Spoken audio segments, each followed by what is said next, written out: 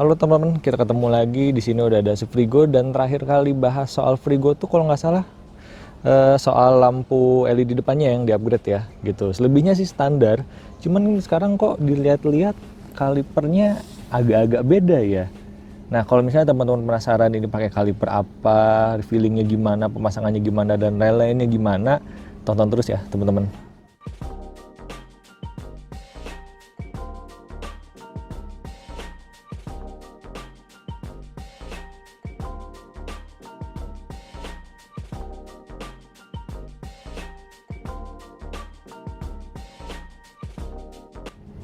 Oke, kita lanjut lagi teman-teman. Jadi si Frigo ini udah ditempelin kaliper Nissin Samurai ya teman-teman. Kebetulan ini udah nempel selama 3 bulan gitu ya. Jadi kayak ya mungkin udah cukup untuk gua bahas soal impresinya gimana gitu ya.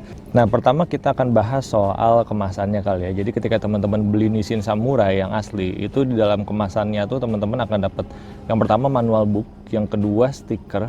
Terus yang ketiga itu unit kaliper udah beserta dengan bracketnya, dan bracketnya ini khusus ya teman-teman, jadi tiap motor itu beda-beda.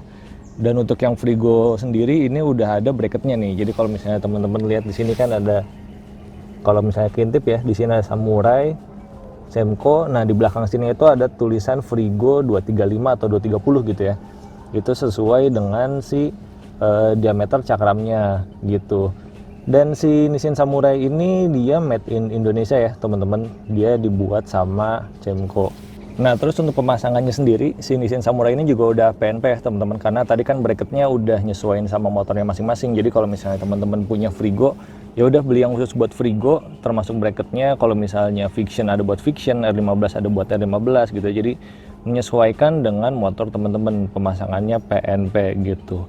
Nah, si pemasangan Nissin Samurai ini gue barengin dengan pemasangan si selang rem dari TDR ya teman-teman, ini yang udah braided, warnanya black carbon gitu.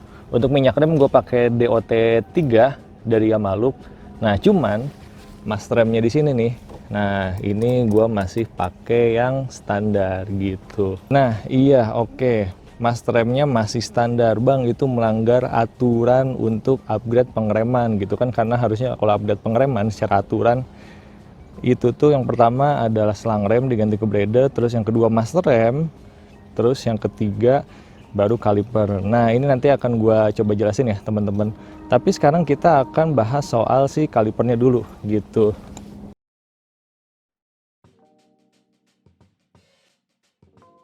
Secara spesifikasinya si Nissin Samurai ini dia ada 2 piston ya. Ini yang seri 2 piston. Per pistonnya itu diameternya 27 mm. Jadi 27 mm kali 2 piston gitu teman-teman. Ini ukurannya cukup gede ya dibanding yang bawaannya Frigo karena cuma 1 piston. Bahkan dibandingin sama yang bawaannya Yamaha R15, ini tuh dia lebih gede juga gitu. Karena R15 atau Fiction dan lain-lain itu 2 piston, tapi per pistonnya itu 25 mili, jadi lebih gede 2 mili.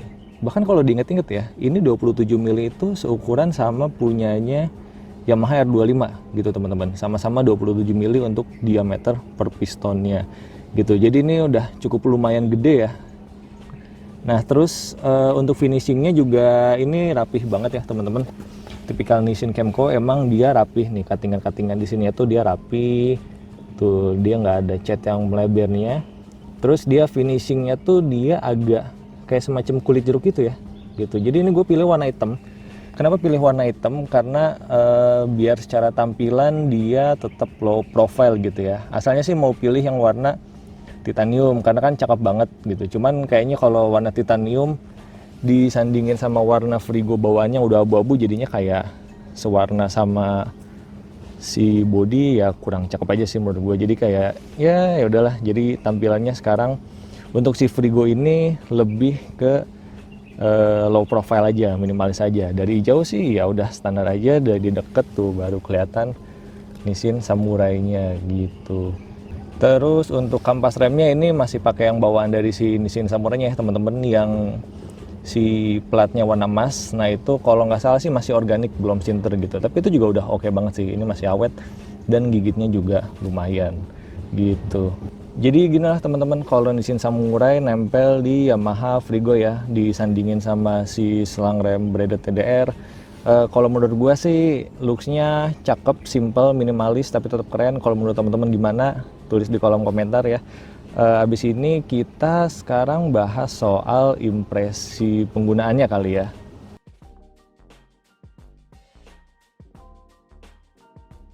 Nah, sebelum kita bahas soal feeling atau impresi pengeremannya, ini gue mau memberikan sedikit pembelaan gitu ya, atau alasan gue kenapa sih si master rem standarnya itu masih tetap dipertahankan gitu. Jadi oke, kalau misalnya kita ngomongin secara teori, benar, selang rem dulu, baru ke master rem, baru terakhir kaliper gitu. Nah cuman kalau misalnya dalam kasus gue ya gitu ya, teman-teman bisa kok langsung upgrade kalipernya gitu tanpa mengupgrade si master remnya dulu, selama nih ya, dengan catatan selama ukurannya masih make sense gitu. Kayak misalnya nih Nissin Samurai itu kan bawaannya dia dengan spesifikasi per pistonnya 27 mili gitu ya, kali 2. Sementara si Frigo ini ukuran master standarnya dia ini 11 mili. Kalau kita lihat-lihat dengan ukuran spesifikasi yang sama, master 11 mili kali per 2 piston, per pistonnya 27 mili, itu sama banget kayak punya Yamaha R25 gitu teman-teman. Secara ukuran mereka udah sama. Di Yamaha R25 bisa nggak ngerem pakem? Bisa gitu, walaupun ya emang feel-nya jadi empuk banget. Dan itu feel-nya empuk banget pun karena Yamaha R25 levernya lebih panjang, jadi dia otomatis akan lebih enteng untuk nariknya gitu. Makanya dia jadi lebih empuk gitu. Terus contoh lain lagi, misalnya R15 deh, R15 Fiction Saber. Itu secara master 11 mili juga teman-teman, tapi kalipernya dia 2 piston 25 mm kali 2 gitu kan. Mereka pakem nggak? Padat-padat aja, pakem-pakem aja, nggak ada masalah kan gitu. Jadi ketika si Frigo ini 11 mili disandingin sama 27 mili kali 2, ya menurut gua itu adalah angka yang masih make sense gitu, masih bisa diterima lah istilahnya. Kecuali kalau misalnya gue digantinya pakai yang Brembo 4 piston gitu kan, yang 3430 masing-masing kali 2 gitu kan. Nah terus masternya pakai 11, tetap ya itu sih udah di luar batas hitungan gitu. Nah teman-teman pun kalau misalnya ganti selang rem dulu udah oke, terus master rem dulu nih diganti, tapi kalipernya masih standar gitu. Let's say misalnya contoh di R25 gitu yang tadi 27 mm kali 2 piston. Nah, teman-teman ganti master remnya sama Brembo RCS 19 atau seenggaknya 17 mili. Ya kan itu jauh banget gitu. Nah, itu juga walaupun udah sesuai aturan, tapi karena angkanya jauh banget, nah itu juga nggak rekomen teman-teman. Jadi selain teman-teman ngelihat aturannya, teman-teman juga harus ngelihat angkanya juga nih. Ini kalau misalnya angka master segini disandingin sama kaliper segini, kira-kira masih cocok nggak ya? Atau enggak, apakah berlebihan, ataukah malah kegedean, atau gimana-gimana. Nah itu teman-teman harus bisa memperkirakan gitu. Terus juga soal apa urutan-urutan ini juga balik lagi ke kebutuhan teman-teman gitu. Apakah teman-teman misalnya butuh nggak sih selang rem braided yang kita kasih tekanan gede gitu ya, itu tuh dia nggak mekar gitu. Apakah teman-teman perlu teknik pengereman yang kayak gitu? Apakah teman-teman ngeremnya tekniknya kayak gitu? Kalau misalnya teman-teman cuma dipakai sehari-hari nyantai buat macet-macetan doang gitu kan, kayak yang maksud gue adalah yaitu akan kurang kepake gitu. Kayak misalnya NMAX dan XMAX yang ada di Bandung, itu walaupun masternya udah diganti dan kalipernya udah dinaikin, itu selang remnya masih pakai yang standar teman-teman, dan nggak ada masalah, pakem-pakem aja, enak-enak aja gitu. Ngerem ngedadak pun masih bisa dapet kok gitu.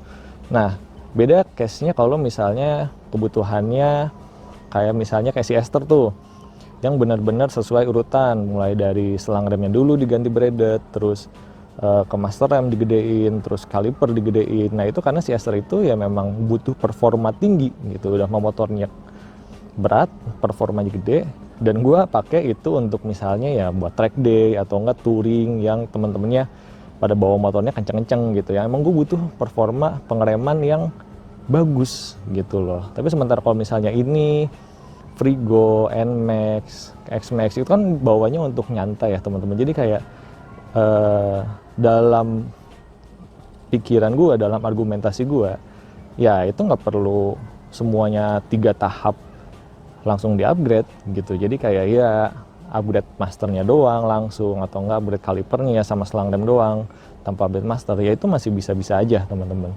Toh secara fungsi juga dia masih bisa berfungsi dengan baik kan, nggak serta-merta ketika teman-teman nggak mengikuti anjuran urutan penggantian pengereman, ya itu akan jadi ngeblong atau gimana. Ya secara hitung, kalau misalnya hitungan ukurannya masih pas, ya masih bisa bekerja dengan baik sebenarnya gitu teman-teman.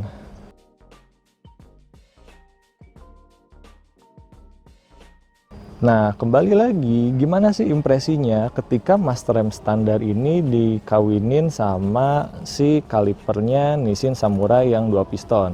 Nah, jadi ini si Frigo ini memang motor harian ya teman-teman. Sejauh-jauhnya gue pakai juga paling juga cuman ke Sentul, jalan-jalan, udah nggak lebih jauh lagi gitu. Nggak pernah dibawa keluar kota lagi sih, selain dari Bandung dibawa ke Depok gitu. Nah, kalau misalnya Master Rem standar, kaliper standar yang cuma 1 piston, itu feelingnya padat banget teman-teman, enak sebenarnya dan udah pakem, cuman rasanya masih kurang aja gitu. Karena di beberapa titik atau di beberapa kondisi gue sering merasakan kayak misalnya ngerem ngedadak nih, nah si kaliper standar itu masih kurang ngigit gitu loh teman-teman. Jadi kayak akhirnya ya sering bablas gitu. Makanya ini gue coba ganti ke si kaliper Nissin Samurai. Gimana rasanya?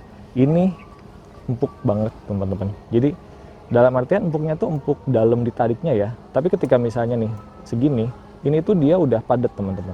Tuh padat. Dia nggak yang sampai empuk banget sampai bablas bablas kena tangan gitu, yang ngejepit tangan gitu enggak. Jadi dia emang dalam kalau ditarik. Cuman udah sampai sini tuh padat dia berubah gitu. Jadi jarak mainnya tuh emang dalam tapi padat gitu, nggak yang empuk dari awal terus bablas sampai dalam gitu, nggak yang gitu. Terus ketika dia udah ditarik sini padat, itu pengeremannya juga pakem banget teman-teman.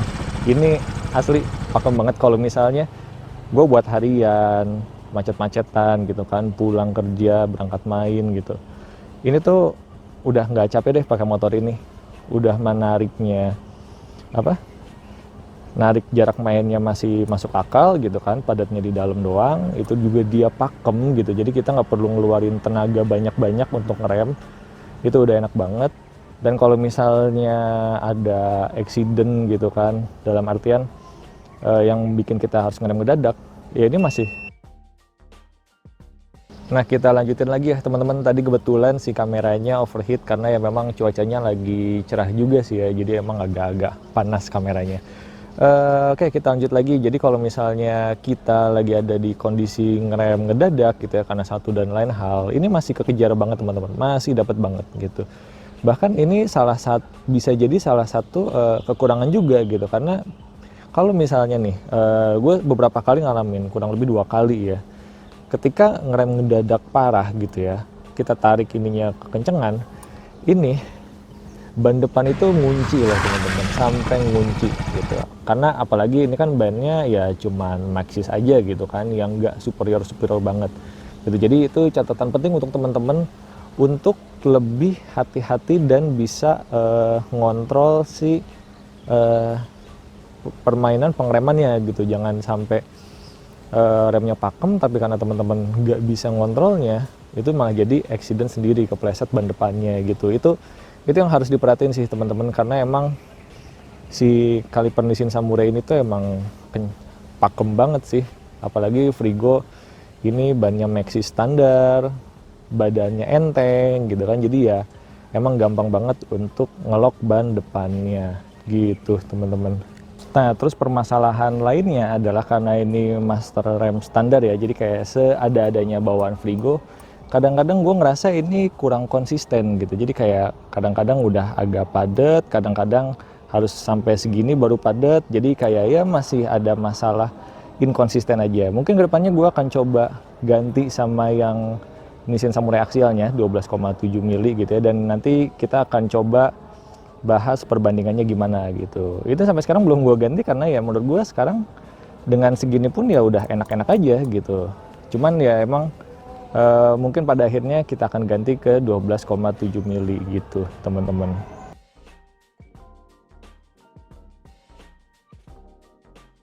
Nah, jadi gitu aja teman-teman reviewnya soal Nissin Samurai 2 piston disandingin dengan brake house-nya dari TDR yang black carbon yang braided, terus master remnya masih pakai standar di Yamaha Frigo gitu. Jadi dia dalam padat tapi pakem banget gitu. Pakemnya harus hati-hati ya teman-teman. Terus untuk si kalipernya sendiri finishingnya cakep banget, kualitasnya oke.